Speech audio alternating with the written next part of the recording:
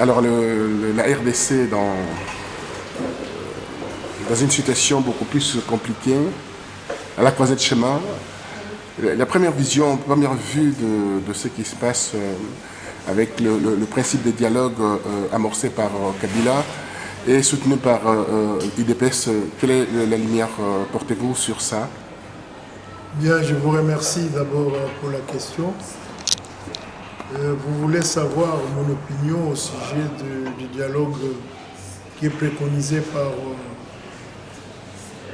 Kabila, auquel semble-t-il l'UDPS serait partie prenante.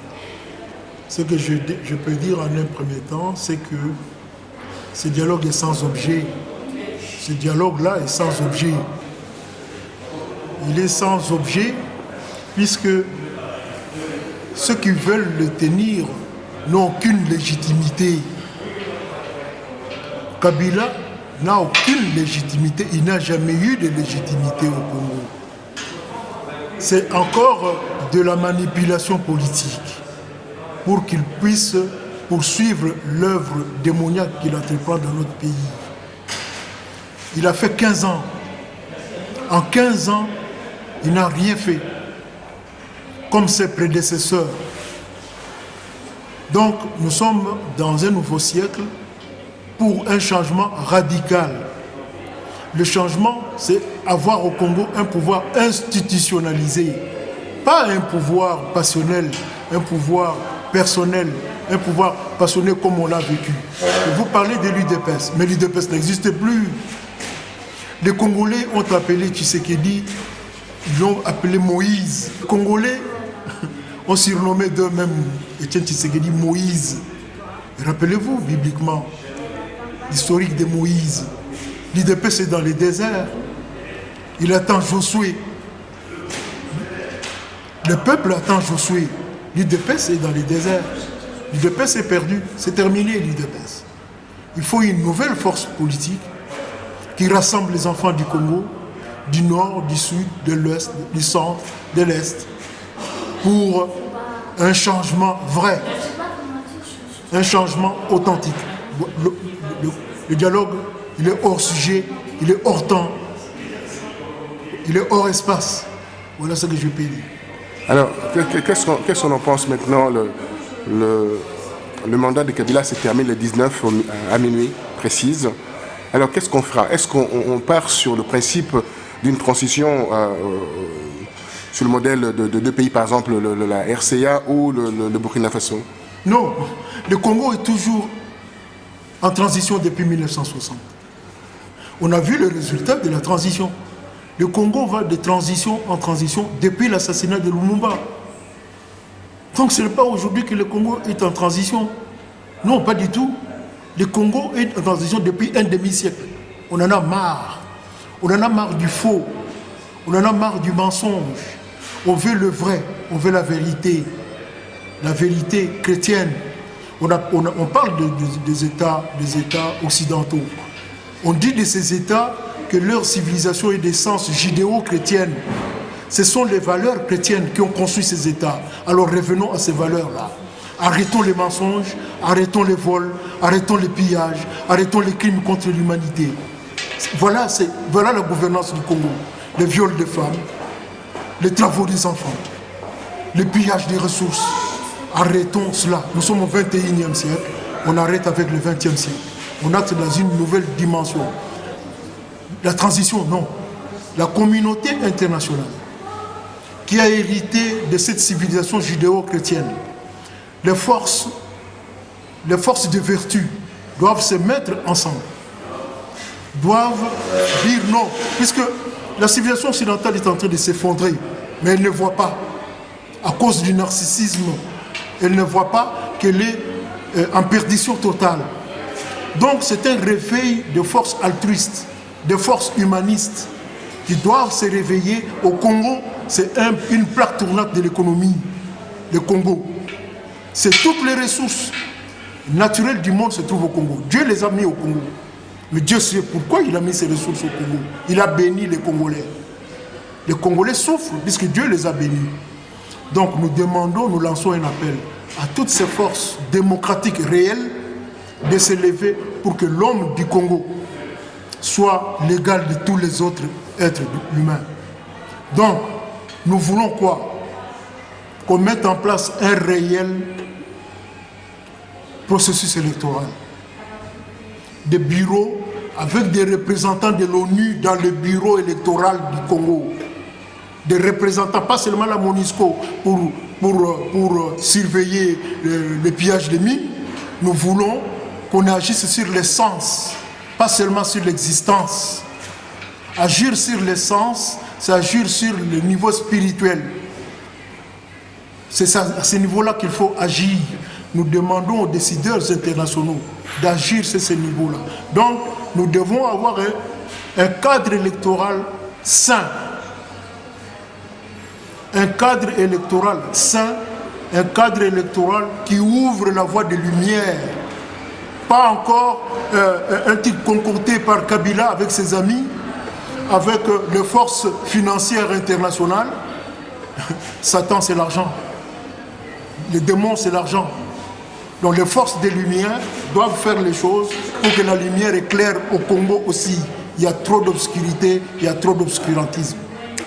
Alors la question encore concernant tout ce qui se passe autour de l'opposition, il y a le Front citoyen et il y a le G7 qui s'est rangé au niveau avec l'opposition, pas au niveau de l'opposition, avec l'opposition. On voit des tractations, des accords entre les copains. Il y a l'UDPS, Félix Tshisekedi, il y a Vital Kamerhe également, Moïse Katumbi.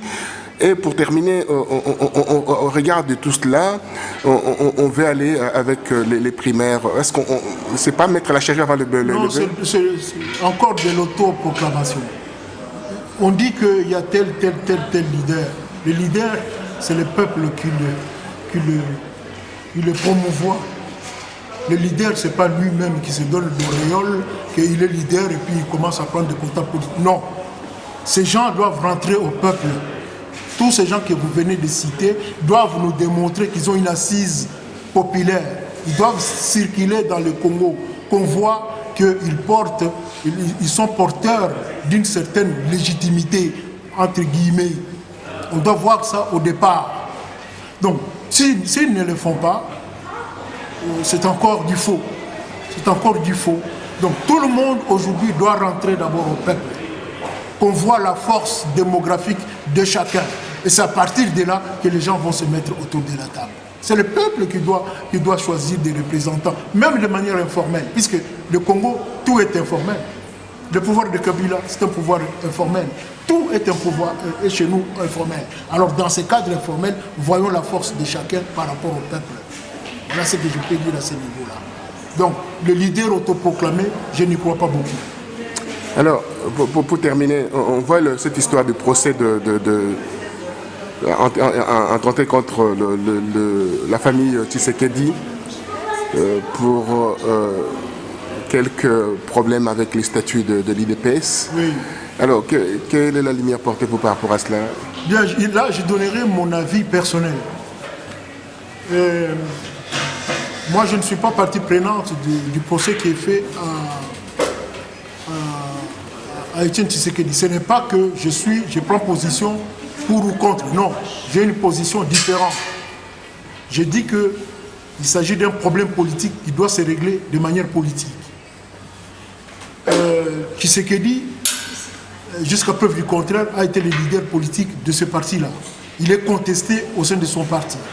Ces gens estiment qu'il a fauté. Il y a falsification. Voilà.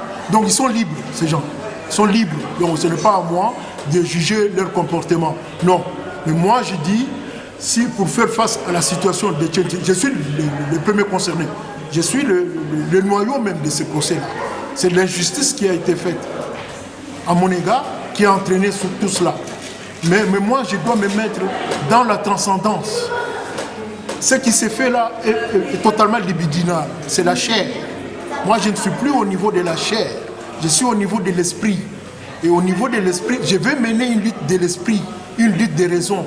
Et pas une lutte humaine, une lutte de la chair, une lutte de passion. Voilà mon avis par rapport à ça. Alors pour terminer, vous mettez en place un livre qui parlerait de quoi? Je suis en train de... Ils m'ont chassé de l'UDPS. Je ne devais pas rester inactif. Alors je suis un homme des raisons. Ils vont chasser. Quand on chasse quelqu'un, il y a des assises, quand on vit il y a des procédures. Il y a des procédures. Dans une jungle, il n'y a pas de procédure. On vous chasse, c'est la loi du plus fort. Et la loi du plus fort, c'est imposé. Si moi, je l'ai accepté. J'ai accepté qu'ils étaient plus forts. Est-ce que vous pensez que des gens comme ça devaient gérer la RDC? Mais d'eux-mêmes, ils ont montré de quoi ce qu'ils sont. Par la manière dont ils sont conduits à mon égard, ils ont démontré. C'est pour cela que ça ne marche pas. Et le dialogue là n'aura pas lieu. Et Kabila partira. C'est moi qui vous l'ai dit. Kabila partira. Puisque c'est le temps des Lumières. L'obscurantisme, c'est terminé. Donc je suis en train de... Et quand vous pensez, pour revenir encore, quand vous pensez les accords que c'est créé entre la famille Tshisekedi et avec Ngakati, Kabila, que pensez-vous tout cela? Mais tout ça, ça fait partie de l'obscurantisme, je vous dis. C'est l'obscurantisme, la préhistoire, la primitivité. Nous évoluons, nous devons être dans une dimension de lumière. Le temps de lumière pour nous est venu avec Obama.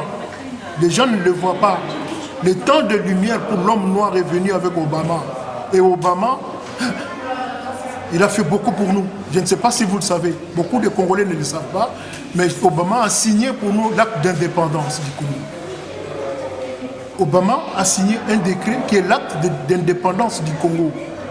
Donc nous avons récupéré notre légitimité politique avec Obama. Beaucoup de gens ne le savent pas. Ils doivent relire ça. Alors, pour terminer pour votre livre alors. Oui, donc j'élabore un livre en fait pour que j'entre sur l'arène, que je descende dans l'arène. Je vais descendre dans l'arène par la raison. Tout simplement. Donc j'élabore un livre. Ce livre va faire ma promotion politique. Donc ce livre parle de quoi? Ce livre parle du narcissisme politique. Pour démontrer ce que le narcissique, la véritable nature du narcissique et comment le narcissique a pris en étau le Congo. Je parle du Congo qui est dans les mains du narcissique et qui doit sortir des mains du narcissique. Voilà ce qui est mis dans ce livre. Je demanderai à toute la diaspora congolaise, dans chaque famille, qu'on achète ces livres-là. Il va coûter 10 €. Chaque famille congolaise européenne va acheter ces livres-là. Voilà le mot de la vie. J'ai dit et je vous le dis.